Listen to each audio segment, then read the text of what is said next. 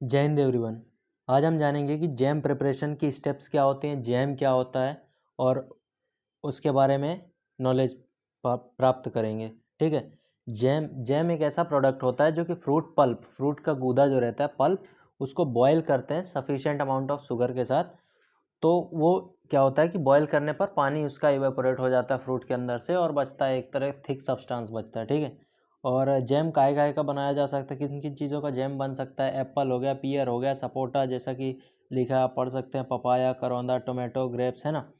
एक जैम जो बनाते हैं तो जैम में क्या क्या मिक्स करते हैं। एक तो प्रिजर्वेटिव्स के फॉर्म में जो शुगर और एसिड को उसमें मिक्स करते हैं, ताकि क्या हो कि एसिड और शुगर के कारण उसमें मोल्ड एक फंगस होते, फंगल ग्रोथ ना हो, ताकि माइक्रोबियल स्पॉइलेज ना हो पाए। ठीक है। जैम में जो minimum amount of citric acid होता है वो कितना होता है, 0.6 से 0.7%। एक्चुअली मतलब सिट्रिक एसिड इसीलिए मिलाते हैं ताकि स्पॉइलेज ना हो, और ये मैक्सिमम इतना ही ऐड कर सकते हो। फिर आ जाता है शुगर कंटेंट 40% से ज़्यादा नहीं होना चाहिए।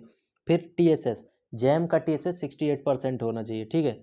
और ये टेबल हो गई कि किस में कितना शुगर कंटेंट, सिट्रिक एसिड है फ्रूट्स के अकॉर्डिंग। ठीक है, ये आप पढ़ लोगे। फिर आते हैं जैम के फॉर्मेशन में, जैम के प्रिपरेशन में क्या क्या स्टेप्स आते हैं। तो पहला है कि ऐसे फ्रूट्स का सिलेक्शन करो जो कि प्रॉपरली राइपन हो, अच्छे से पके हुए फ्रूट्स का सिलेक्शन।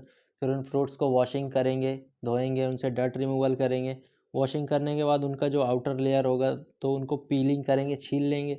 छीलने के बाद क्या करेंगे, उसको ग्राइंड कर लेंगे मिक्सर में, एकदम पीस लेंगे। और मिक्सिंग करने के बाद उससे पेक्टिन का रिमूवल बहुत ज़रूरी है, क्योंकि पेक्टिन जो होता है वो जेली के फॉर्मेशन में, और हम यहाँ पे जैम बना रहे हैं तो जेली अपन को नहीं बनाना है, इसलिए अपन उससे पेक्टिन का रिमूवल करेंगे। पेक्टिन का रिमूवल करने के बाद उसमें शुगर ऐड करेंगे। शुगर ऐड करने के बाद बॉइलिंग करेंगे, और बॉइलिंग करने के बाद अपन उसमें क्या ऐड कर देंगे, सिट्रिक एसिड। ठीक है। और ऐसे ही बॉइलिंग करते रहेंगे एंड पॉइंट तक। एंड पॉइंट मतलब जब कि वो अपने प्रॉपर TSS जैसे 68% पर रीच कर जाए और प्रॉपर थिकनिंग हो जाए, है ना। और 105 डिग्री सेल्सियस पर बॉइलिंग करेंगे, क्योंकि क्या होता है कि अपन को पता है कि वाटर का बॉइलिंग पॉइंट कितना होता है, 100 डिग्री सेल्सियस। इसलिए पानी को रिमूव करने के लिए 105 डिग्री सेल्सियस पर अपन इसको बॉईल करते हैं।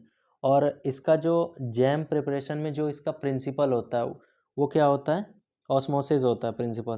क्योंकि ऑस्मोसिस में क्या होता है कि जो हमने जैसे शुगर ऐड की तो वो सेल्स के अंदर से पानी को बाहर खींच लेगी, क्योंकि बाहर सॉल्यूट कंसंट्रेशन ज़्यादा है और अंदर पानी ज़्यादा है, तो पानी अपने हायर कंसंट्रेशन से लोअर कंसंट्रेशन की ओर फ्लो कर जाएगा। ठीक है।